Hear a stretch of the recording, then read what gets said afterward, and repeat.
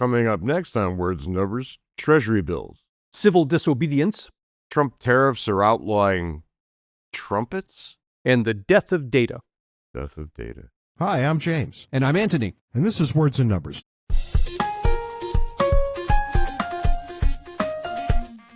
And it's not exactly outlawing trumpets, right? It would be just making them prohibitively expensive, but we'll get to that in a minute, because now is the time when I say, what's new and exciting in your world this weekend? Do you remember, it must have been 3 or 4 years ago now, you and I were doing an episode and we're discussing the benefits of crime. Specifically, I posited this hypothesis that crime, certain types of crime at least, could be functioning similarly to entrepreneurship. Now, the thing with entrepreneurship, I don't remember this.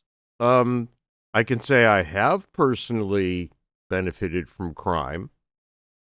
Well, I'm talking about societal benefit. Yeah, no, I don't remember. Yeah, so my argument goes like this. Look, one of the benefits of entrepreneurship is entrepreneurs go out and they try out new things. And they throw these things to the markets, and the markets decide, yes, this is worth what it costs to produce, or no, it doesn't. And, the entrepreneurs that come up with ideas that markets want survive and the other ones don't. So it's a sort of ongoing trial and error to figure out what works. I had posited that certain crimes could be looked at the same way, in that we have a body of law. Some of these laws, like some of the businesses that are in the marketplace, some of these laws we need to get rid of them. They've outlived their usefulness, they're inefficient, they're holding people back. Other laws, not so much. Now, in the marketplace, it's the entrepreneur that is the driving force there. The entrepreneur comes up with something that's better than what exists, so we buy that thing, and the business that's selling the existing thing goes out of business, and that's the way things work. One of the benefits here with crime is that the criminals are breaking the law. It gives us as a society the ability to look at that and say, you know what? There's no problem there. A good example is what's happened over the past couple of decades with marijuana. We've just decided this is not a problem. Except Texas is apparently going the other way on it all of a sudden. Maybe they are, and I say they'll come back around, but nonetheless, I take your point. I really do take your point, right? Because if the government outlaws something and black markets emerge, that means there's a demand that far exceeds the government's ability to prosecute the crime that is the buying of the thing. And I think you can make a lovely argument here about prostitution as well, right? It's the same damn thing. And there's going to be lots. there are other crimes that there is a demand for that we would never say, well, okay then, have at it, have it your way. Yeah, absolutely so. Absolutely so. And so I put a big footnote here. I'm not saying all crime is good. I am saying that under certain circumstances, certain crimes can indeed serve a positive societal, positive benefit to society. And all of that brings me to one Wesley Jackson of West Virginia, who has been going about destroying flock cameras, these cameras that they put on the roadside to read license plates as you go by. And of course, if you're speeding, they send you a ticket. He couldn't have possibly done that because he was with me at the time. We were at the movies. That is the fabulous thing. So this guy, he's knocking down these flock cameras, and apparently enough of them that he's now racked up enough of a bill that he's into felony territory now. But the Morgantown prosecutors have charged him, and 20,000 people have come to his assistance by publicly vouching for him. Quote, "He was saving my neighbor's dog from a fire all day. Couldn't be him. Quote, "This man is innocent. I saw him serving at a soup kitchen." Quote, "Couldn't be him. He was helping me replace the roof on a homeless shelter." 20,000 people have come to the fore and vouched that he couldn't possibly have been tearing down these flock cameras because he was with them. And so all 20 of them, all 20,000 of them are wrong because that motherfucker was here in Arizona watching a movie with me. So here's an interesting example of perhaps someone, and I'm not advocating destroying property. I mean, that's antithetical to libertarian principles. Granted, this property belongs to the government. That's another thing. But here's a crime that by acclamation, people are saying should not be a crime. Or let me say it differently, that whatever crime is involved here is of a lesser nature than the perceived crime of the government monitoring your license plates. Yeah, people are coming to the realization that their local governments are infinitely more into their lives than the federal government ever is. Oh, yes. And it gets worse because a company, Signal Trace, has developed a technology to associate personal electronic devices with license plate data from flock cameras. Fantastic. So what they can do with this technology, as you're driving by this flock camera, and the flock camera has the license plate, and now they've, because the other thing from the Signal Trace can identify the electronic signature of your, swatch or your cell phone or whatever it is, they can now cross-reference that thing, those two things. Now, match that with facial recognition, which a lot of cameras can do, and all of a sudden you live in a world where the government knows where you are and what you're doing at every moment of the day. Yeah, and I can give you an example that kind of got under my skin a little bit. I don't have the tab open. I just read it yesterday. The details are going to be murky, but the facts of the matter will be clear enough.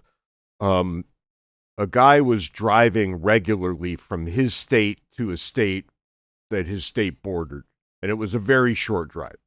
So he was just kind of wandering over the border, going about his business, and then coming back. And his local police department built a case against that because marijuana was legal in the state he was traveling to, but illegal in his state. So they declared that because of the flock camera evidence, they had probable cause to arrest him. Yep. I believe it turns out he was getting marijuana. So this is not that big travesty of justice that we would normally point to. But man, if the flock cameras can trace you from your driveway to wherever you go, all the way back to your driveway again, man, I don't know. That's just too damn far. There's all kinds of horrible things you could imagine here. Do you remember a couple of years ago, the woman who lived in Philadelphia, and of course in Pennsylvania, it is perfectly legal to own a handgun, to have it in the car with you. There are some footnotes, but it's legal. She is driving in Philadelphia, misses her exit. To turn around, it requires her going over the bridge into New Jersey, where she's stopped and now arrested and jailed for owning a gun. Probably, knowing Jersey, probably on a felony charge. Now imagine, take a gun registration, and of course people who are pro-Second Amendment are very much against having to register as a gun owner, but imagine that you did have to register as a gun owner, and now somebody cross-references this with flock data, and now the police in a state like New Jersey are just waiting for a car with the right license plate to go across the border. This is somebody that we know is a gun owner. Pull them over. Probable cause? Yeah. Well, you're a gun owner, registered, so there's likelihood that you've got it with you. There's a possibility you have it with you. We're going to pull you over, and if indeed you do, you're arrested. You go to jail. And the thing that bothers me more is not that flock is being used for these things, but it is, and that really bothers me. But that flock is being used by all kinds of people who have access to the flock chain, if you would, to check up on their ex-girlfriends, right? To see what to see what they're up to. So there's the not the possibility, but the probability, probably the guarantee of a violation of privacy up and down the list of people who have access to this service, which is not just the policeman in the field. Yeah, right. It's everybody who works at the factory. It's every executive in the business. It's just too damn much. So I would say to everyone who's listening, if indeed you're concerned and you want to help out, you can get on X, and with a little bit of searching, you can add your name and explain why Wesley Jackson was with you and not tearing down flock cameras. Yeah. Oddly enough, Ant, you chose what should have been my topic, and like an idiot, I chose what should have been yours. There's a headline on Axios today that says, "What rising yields are telling us." So what are rising yields telling us, Ant? Treasuries continue to climb, Axios tells us, thanks to groaning federal deficits, bonkers corporate borrowing, and uncertainty about monetary policy under federal chairman Kevin Warsh. Why are treasuries going up? Treasuries are going up, and they're predicted to continue going up for the next couple of decades, driven in part by the federal government borrowing massive amounts of money. I mean, look, anytime you have you have any kind of a product, take pizza, for example, and if, some big high school comes in and says, okay, we're going to buy up a bunch of pizza because we've got an event, we're going to do this every Friday from now on. What's going to happen to the price of pizza in that town? Every Friday it's going to spike, right? Well, so too here. You've got the federal government going and borrowing over $1 trillion. Well, we're going up to $2 trillion now per year. And that's going to get even worse around about 2032, 2034, when Social Security runs out of money. So this is fascinating, yet, because, my job is just finding things and figuring out if and how they go together, right? That's my deal. And Elizabeth Warren, our old friend from the Senate, came out against surge pricing. But you just described surge pricing. Right. Yeah, first off, surge pricing is not a thing. It's just pricing. It's the market price reacting. Pricing is the thing. But what you're saying is that, if I'm going to use Elizabeth Warren's terminology, federal treasuries are surge pricing. Yeah. Because of course they are, because if they didn't, who would buy them? Yeah, exactly. Yeah, who's going to loan the money? And that's always the thing, right? When you talk about surge pricing, there's an up and a down. You sell at a higher level when demand is high. You sell cheaper when demand is low. So the smart thing to do is buy when demand is low. Mm-hmm. Well, when everybody needs a thing, you should already have that thing. And as a matter of fact, you should already have a dozen of them. Yeah, I'm so glad you say that, because people only look at this in one direction. Look, every one of us, I'm sure, understands, if you haven't done it, somebody you know has done it, is you go to the store on the day before their meat all expires and they've got 50% off tags on all the stuff, right? That's also surge pricing. It's just a surge in the downward direction rather than the upward direction. We don't think of that as a bad thing. That's a great thing. Well, that's market prices doing what market prices do. Yeah, the low price is a great thing for me. The high price is a great thing for the store. It's incumbent upon me to buy when things are cheaper. Right. And you can do that if you pay attention and you have a plan and this sort of thing. But, you know. Now, someone's going to come back and say, yeah, but what about the guy who really needs the thing? Well, to which I say, if you really need the thing, then you should be in favor of surge pricing, because surge pricing knocks people out of the market who really don't need the thing. They'll wait until the price comes back down. That means the thing is there available for you who really do need it. Yeah, if you really need it. And then the rejoinder is, well, it's not fair. I have to pay more. And I'm sorry, there's nothing I can say to that. Markets are markets, and market prices are what they are. If Yep. nobody paid the higher price, it would come down, and it would continue to come down until somebody started paying it. Yep. And, things are worth more, say, during a hurricane than they are during not a hurricane. Yeah, and I think there is an instance in which it is unfair. And that instance is when somebody is preventing entrepreneurs from competing. Yeah, well, when somebody does that, it's the government. Yeah, oftentimes it's the government, or it's the government under the auspices of somebody else who's co-opted the local politicians.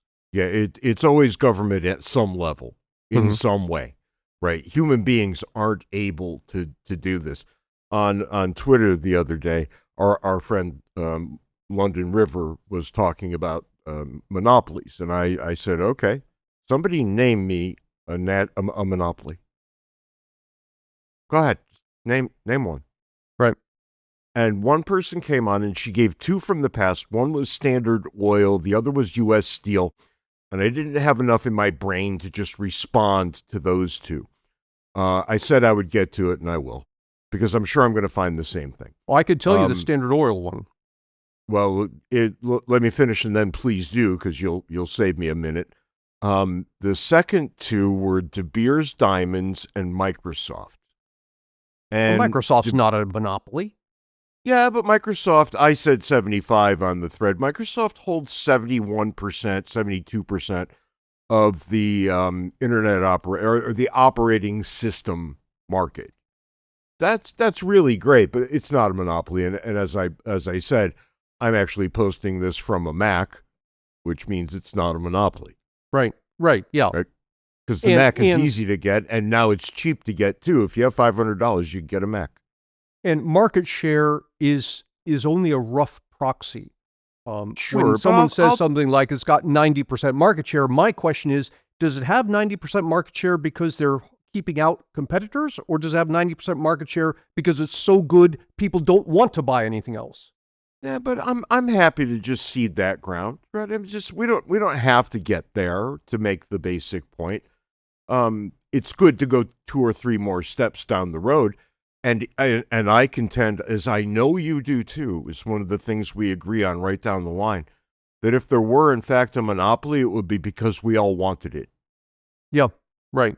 Yeah, it's not happening right now, right? There's no product out there that we all want to have without competition.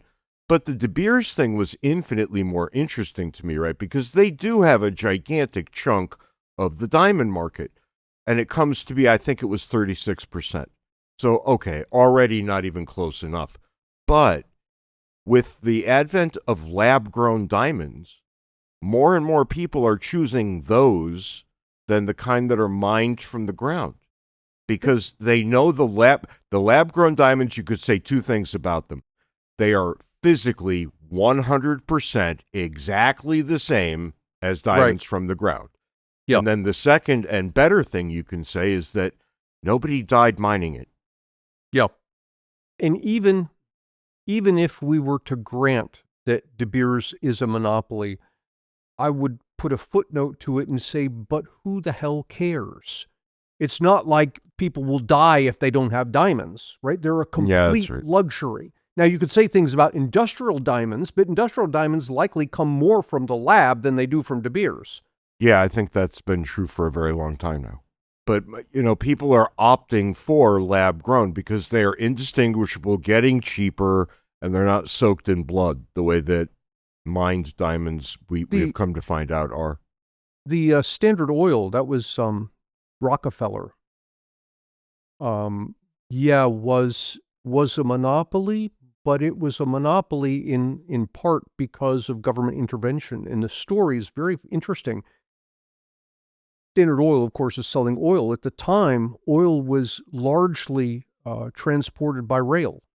What did Rockefeller own? He owned the rights of way for the rail line. So the only oil that was moving was oil that he allowed to move because he had the rail rights of way. And who grants rights of way? The government. U.S. government. Ain't that something? Well, that's probably enough of this, Ant, because this, of course, brings us to the foolishness of the week. And God, it's getting tiresome, but we're back to President Trump again, because having been slapped down, rightfully, by the United States Supreme Court on his tariffs nonsense, rather than say something like, well, there are two things you could have said, right? You could have said, I was wrong. Or you could have said the Supreme Court is loaded with a pack of ideologues who disagree with me and rah, rah, rah, rah, rah, and go yell at the clouds over that, right? But no. Instead, he just said, well, okay, we'll find another way to justify having more tariffs. And our good friends over at Reason Magazine ran an article, and I want to read you the title. Trump's newest tariffs could protect America from the national security risk of brass instruments. National security risk of brass instruments. Yeah. Like tubas? Is that what you're Tubas talking and about? trombones and the whatnot. And look, as a lover of music, and I am an absolute lover of music, and I love everything from the Baroque era forward until you get to the bullshit people listen to right now.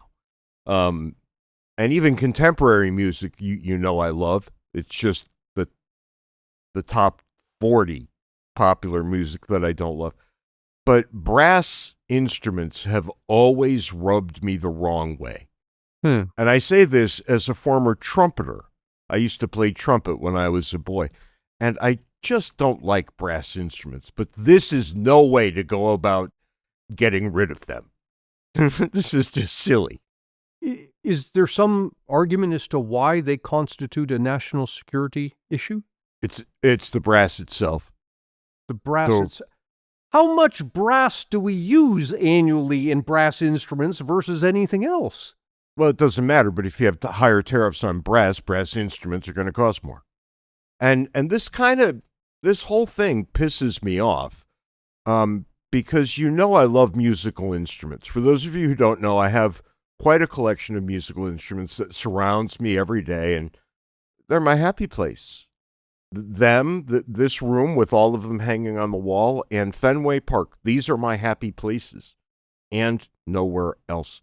And guitars especially, the sales spiked in 2020 when we all went on house arrest. Right. But then they kind of reverted back to normal. But since 2024, which brings us to well after the natural decline from the COVID era, instruments broadly, their sales are down 20%. That's the kind of number that puts people out of work. And now we're going to make it worse with brass instruments specifically.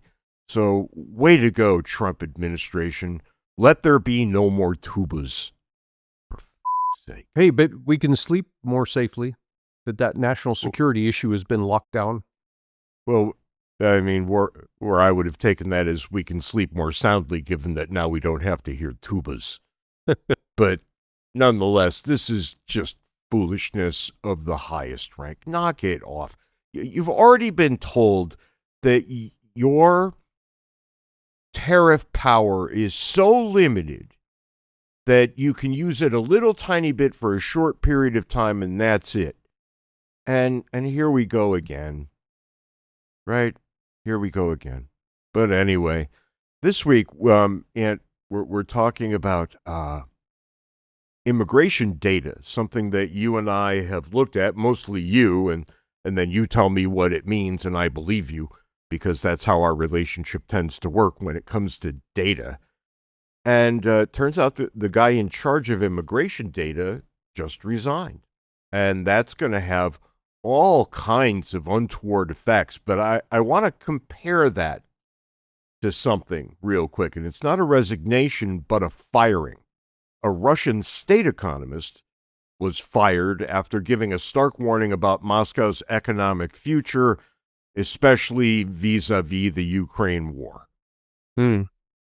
So and this has happened in the United States too. This isn't, I don't want everybody to sit back and say, Oh, yeah, the commies are back at it again over there. When economists tell politicians things politicians don't want to hear, economists often find themselves either out of work, discredited, disfavored, relegated to a back office somewhere, as if the numbers are the economist's fault. Right. And in the Russian case, Putin seemed to think the Ukraine war was going to be over in a few days. And here we are 3.5 whatever years later, and the Ukrainians are putting up one hell of a fight. They are not giving in. And one Russian economist said, this is already having dreadful consequences on our economy. And if we don't stop doing this, it's going to get much worse. And Putin said, you're fired. Which is exactly what an autocrat would do. Which is exactly what Donald Trump did with the Fed. Right? He was trying to fire people left and right. It's worth mentioning that none of this affects the reality. The reality persists. No, that's right. If the neighbor comes over and says, James, your dog is dead at the end of the road, and I killed my neighbor, and another neighbor came over and said, we'll get to this dead neighbor in a minute, but your dog is dead at the end of the road. See, no matter what I do, my dog is dead at the end of the road. And I don't understand why politicians think that I'll just get a second opinion is the right approach to this. And when I get a second opinion, I'm going to get one from a Marxist economist or from a conservative economist, right? As if just a garden variety econometrician can't look at the numbers and say, this is the trend, this is what's happening, this is what's going to happen without some other intervening variable. And it may seem like a small thing. We've got this Office of Homeland Security Statistics, and I don't know what you call their head guy, their top statistician was resigned because of this. But you might say, well, they're only dealing with immigration statistics. Okay, but this sets a precedent for the government interfering with all the other entities that collect. And there's a ton of entities that collect data that the rest of us rely on. Just this morning, I was doing some work on Treasury data, which you were talking about yields earlier. I was doing exactly this work, pulling it from the U.S. Treasury and just taking it as given that the data I'm looking at is correct, because largely it is. We don't have a problem. But stuff like this is going to cause people to wonder, do we have a problem? Now, when they start wondering, do we have a problem with the official economic data, with the official financial data, all of a sudden you introduce a tremendous amount of uncertainty into markets. You want to see your stock portfolio go through the floor? Mess with that. Yeah, and look, the gold standard has always been the Bureau of Labor Statistics, and even I would go there to find things out, right? And I investigate statistics the way my dog investigates cats. Just doesn't happen, right? But when I need something, BLS was the place for me to go, that and the Fed. And Trump fired the head of BLS because he didn't like the answers he was given. Yeah. Well, if you fire the guy who's giving you the impartial answers and replace him with a guy who's a yes man, who will give you the answers you want, then for those of us who are looking for the actual answers, this is not helpful in the least. And now we can't take seriously what the BLS does. Yep. We have to double check all of their work against other sources, when it used to be the case that you could just trust anything they published. And we've got this problem already with China, have had it for a long time. It's just a known thing that you can't really trust economic data coming out of China for exactly the reason you're talking about. So when we talk about, well, what is China's GDP? How big of an economy are they? How much inflation do they have? Well, we don't know. We can say it's between this and this, but this and this are usually a pretty long distance apart. Yeah, we can't even trust their demographic data. We don't know how many Chinese there are. Right. And they admit that they have a declining population problem, and any rational person who can just add should be able to look at it and say, oh, that's much worse than you're telling us. How much worse? I don't know how we would hope to find out beyond mathematical forecasting, which is definitionally imperfect, right? That's just going to give you a pretty good idea. It's not going to give you an answer down to the last digit. But Now, when we talk about the guy, and the guy we're talking about, his name is Mark Rosenblum. When he quits a job, it's clearly he resigned under pressure to do so, Right. or because he just couldn't fathom the sorts of things he was being asked to do. Now we have to wonder whether we get the straight answer on immigration numbers in a context defined by an administration that has promised to deport all kinds of people. Well, how are we going to know that has or has not happened if we don't have immigration data that we can trust? well, how are we going to know whether it's happened, but also how do we know whether it's advisable? That maybe we should be doing less of it, or maybe we should be doing more of it. We don't know. I'll refer our listeners to an article you and I wrote a couple of years ago on the economics of immigration. And so we're using, as one of the inputs into this article, we're using data coming from exactly these people who are counting how many immigrants do we have. And I'll just throw out one of the interesting things that we had found and that we wrote about in this article. 40% of Fortune 500 companies were founded by immigrants or the children of immigrants. Collectively, these immigrants are responsible for something like 50 million jobs.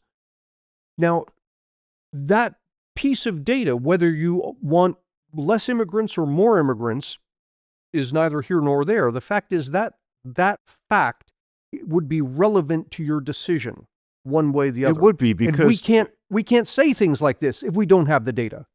Right, I'm just pulling this out of the top of my head, so disabuse me of it if I'm wrong, but that 50 million figure, that's 1/3, roughly speaking, of the American workforce.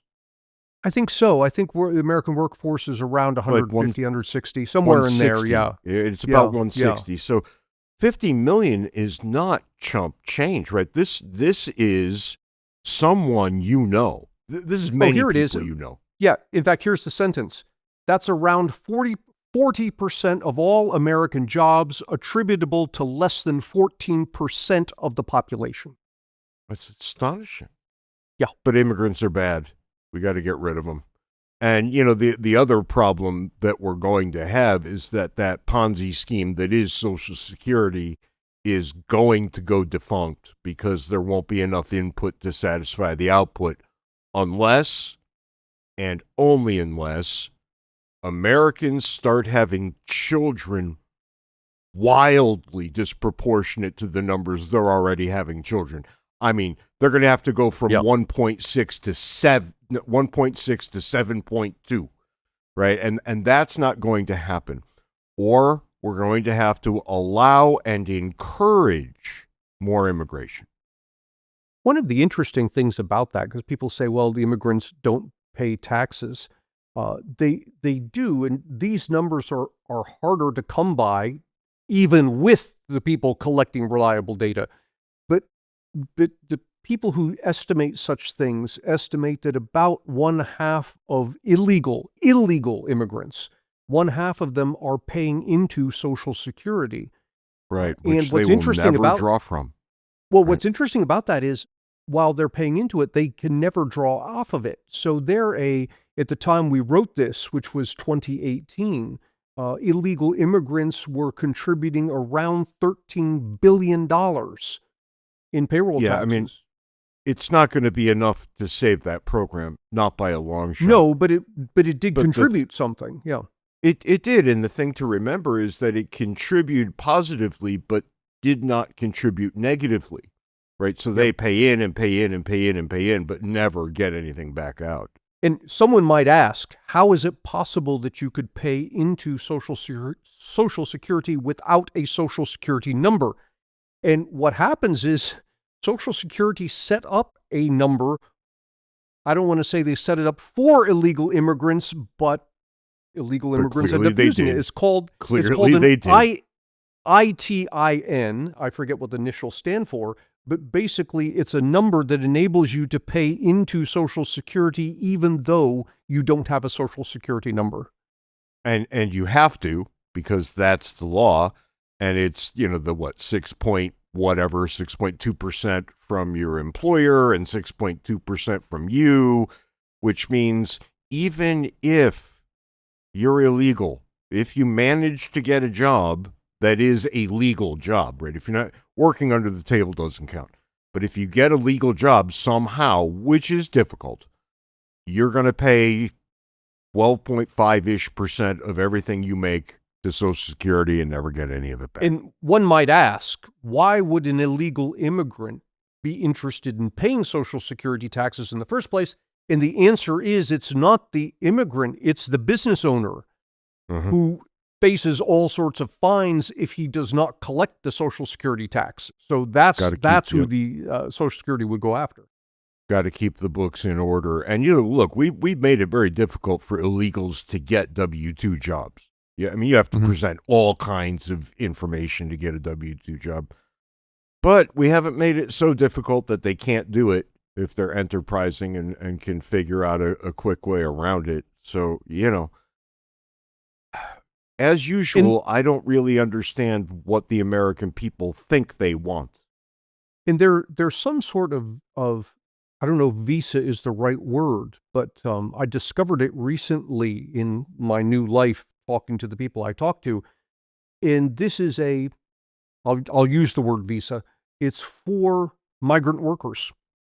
That you come in, you're not a citizen, you're not going to become a citizen, but under this visa, you can come in for a growing season. Yeah, it's a seasonal and do your pass. thing and then go back. And this apparently is a thing that there's a push now amongst American farmers to take that thing that was good for a year and make it good for 2 years so that it's easier to plan from one growing season to the next. Well, yeah, come to find out, if you own a farm and you don't have people to pick the produce, it all goes bad and you lose all your money. Right, yeah. And the ability to be able to plan ahead, and this is what politicians always miss. The ability to plan ahead is what a business owner needs. They need to know that the laws are going to be stable, the political situation is going to be stable, the money supply is going to be stable, interest rates are going to be stable, and every little bit of instability that gets added into this big, long equation raises prices. Yep. Because present-day prices are the only way to account for future instability. Yep. And I mean, I don't know why politicians can't figure that out, because I'm neither a farmer nor an economist, and I just figured it out.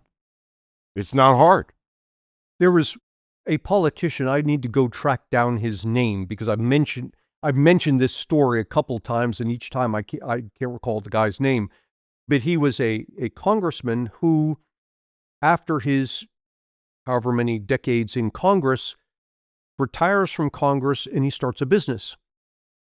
And the story is, he's saying to some reporter at the time that he had no idea as a congressman the weight he was putting on business owners. Because as a congressman, you say, well, here's a good idea. Let's just pass this regulation that business owners have to abide by. Now he's a business owner. He's realizing, oh my God, how do you make yourself good with the law given all of these things you have to do? It becomes very expensive. I would like to see more congressmen having come from business. Yeah. Right. I would like to see more more to the point. I would like to see more former business owners in Congress. Business owner, small business owner. Not small business owners, not Fortune 500 companies. Yeah. Not some guy who could delegate all the hard work to somebody else. Some guy who had to do it himself. I would like to see an ER doc or two in Congress, right? I would like to maybe see, dare I say it, a former drug addict in Congress from time to time.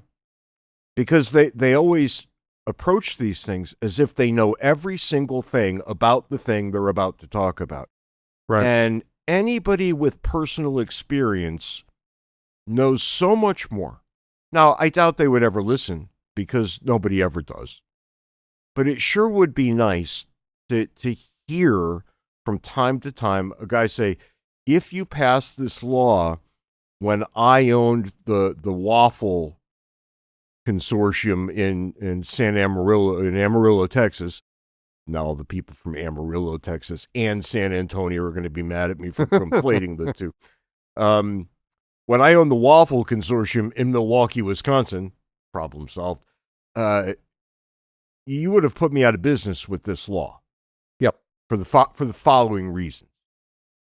And I don't expect that would be enough to get people to turn their partisan preferences off long enough to think how this is going to land on the people it's going to land on. But maybe if it happened often enough, people would say, you know what, the only people who make any sense in Congress are these former small business owners. Let's just elect more of them. Mm-hmm. It's interesting because what you're suggesting I hold out is no great hope.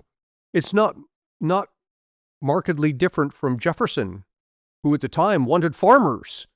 Well, that was 98% of Americans were farmers at the time. You'll find that Tommy J and I are often on the same side of things, whether I ever meant it to be that way or not. But look, I don't know where we're going to end up if we keep telling the people who are in charge of gathering the data to tell us how we're doing are not allowed to do their jobs. Yeah. Because we need to know. Otherwise, it's all just a crapshoot, a shot in the dark. And shots in the dark typically land either nowhere or exactly where you didn't want them to. For some reason, they have this tremendous ability to ferret out exactly the wrong place to land, and that's where they land. Yeah, and that's worth repeating, James, because people who want to quash the numbers typically want to do it when the numbers are saying something they don't want to hear. They're bringing bad news. But here's the thing. It doesn't matter whether the numbers are bringing bad news or good news. The fact that they're bringing news at all enables businesses to plan. And if you take that away, as you said, you're going to get higher prices. Why are you going to get higher prices? Because if I'm the businessman, I don't know what's going to be happening a year from now. I need to put in a higher price so that I can build up a buffer to survive whatever the heck is coming down the road, because I have no idea what it's going to be. Right. If you don't know if your labor cost next year is going to be $8 or $17.50 an hour, right, you're going to price in $17.50. Yep. And if it's $8, you're going to say, well, that's a lucky break. Great. Well, but prices are going up in the near term as a result. If it ends up being $8, you're going to say, yes, that was a lucky break. I'm putting that money in the bank because it might be $17.50 next year. It might be. And it's always near-term prices that rise. And then people look around and they say, but things are pretty good right now. Why are prices going up? And this is one of the reasons. There are many, but this is one. And, there's no happy ending to this unless politicians stop going after non-political, governmental bureaucratic types whose sole job it is to provide information. Now, I don't think that's ever going to happen, but here we are. On that happy note, I will remind people, because I was negligent in doing so last week, to be nice to each other. Be nice to each other. Some guy came on, and this was really great. He came on the Patreon-only chat that I had on Saturday, and he said, how'd that go? It was great, and everybody should come for the next one. And if you can't because you're not on Patreon, join for $1. Our goal continues to be 10,000 members at $1 a month. And if we only get 9,998 more people giving $1 a month, we're gonna smash that expectation. But he said, you're never going to believe this, but you changed my life. And I said, geez, when I hear that, it's usually because somebody had to do a 5-year stint down in the federal Usually involves penitentiary. community service. That's right. It almost always involves at least community service. But he said, you kept saying be nice to each other, and I was having a bad day, and somebody started in on me, and I decided I was just going to be nice. And it worked, and then I was nicer to other people, and it was great, and it changed the entire trajectory of how I view things. How about that? Isn't that great? Nice job, James. No, I take no credit for this. I'm just the dude on a podcast who said, try and be nicer to each other. But some guy out there listened and said, challenge accepted. He's the one who deserves all the credit. I'm just the guy who said be nice. He's the guy who went out and was nice. Yeah. But you'll find that your life will be better if you do this. And another word I use more and more as I get older is grace. And I as I'm driving in my car, it's almost always as I'm driving in my car, people do outrageously stupid things near me as I drive my car down the road. And the younger Harrigan had his finger on that down switch on the driver's side window, and one middle finger up in the air real fast as the other hand laid on the horn. And I'm not saying I don't still do that. I do. But every now and then somebody cuts me off, and I just close my eyes for a millisecond, because you're driving, you can't keep them closed for long. And I think to myself, have some grace. You have no idea what that person is going through. Maybe that person's an asshole, probably is, but that person might be on the way to the scene of an accident where a daughter has been involved, could be on its way to the hospital, could be late for work, right? There's a million things. A little bit of grace goes along. So if you can't be nice, maybe showing some grace is easier. I offer it as a possibility and nothing else. Catch you next week, Ant. See you next time, James.